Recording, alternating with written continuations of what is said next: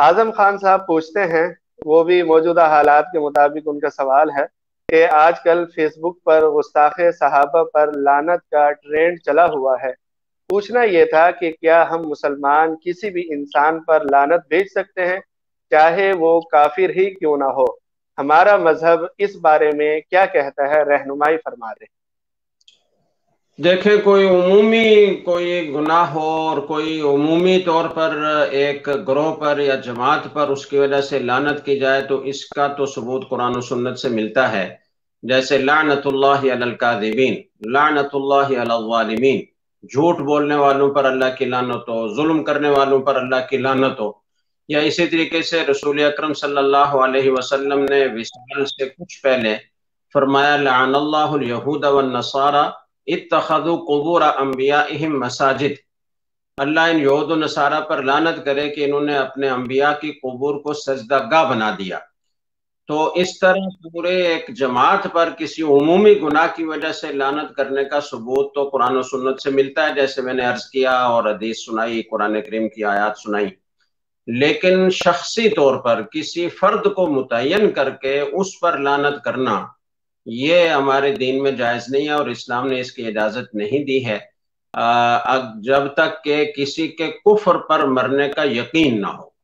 जैसे कि अबू लहब या अबू जहल का कुफ्र पर मरना यकीनी है, तो इसलिए उन पर शख्सी तौर पर लानत करने की तो गुंजाइश है।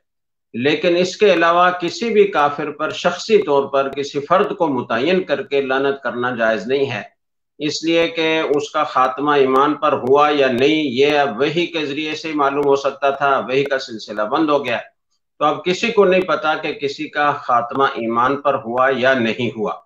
तो इसलिए किसी शख्स को मुतय्यन करके उस पर लानत करना जायज नहीं है। अलबत्ता उमूमी तौर पर ग्रोह पर, जैसे कि आप सल्लल्लाहु अलैहि वसल्लम ने फरमाया कि इज़ा रअयतुमुल्लज़ीना यस्सुब्बूना अस्हाबी फ़क़ूलू लअनतुल्लाहि अला शर्रिकुम।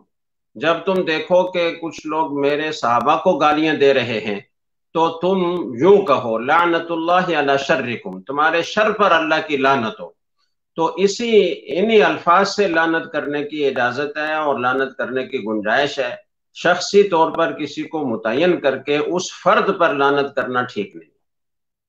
मुअज़्ज़ज़ मुकर्रम सामीन, जैसा कि आपने देखा, ये प्रोग्राम था पूछिए मुफ्ती साहब से, जो हफ्ते में 2 दिन होता है, जुमे को और मंगल को। पहले इसका वक़्त 7 बजे था, लेकिन 7:30 बजे था। अलबत्ता आइंदा से इस प्रोग्राम का वक़्त 7 बजे हुआ करेगा। इंशाल्लाह हमारी कोशिश होगी कि 7 बजे प्रोग्राम को शुरू कर दिया जाए, और अगर कभी कोई टेक्निकल मसला हुआ तो उसकी वजह से ताख़ीर हो जाए तो उस पर माज़रत ख़्वाह हैं। आप लोग भी अगर मुफ्तियान कराम से अपने सवालात पूछना चाहते हैं तो दरस-ए-कुरान.com के इनबॉक्स के अंदर अपने सवालात भेज दिया करें। सवाल के शुरू में या आखिर में अपना और अपने शहर का नाम लिखना ना भूलिए। नीज़ जो मसाइल इख्तिलाफी हों तो वो मसाइल मत भेजा करें। जो रोजमर्रा के आम रोजमर्रा इस्तेमाल के मसाइल हैं, जिनकी रोजाना जरूरत पेश आती है, वो मसाइल आप अपने भेज सकते हैं। इंशाअल्लाह अगले प्रोग्राम में हम उन मसाइल को शामिल करने की कोशिश करेंगे।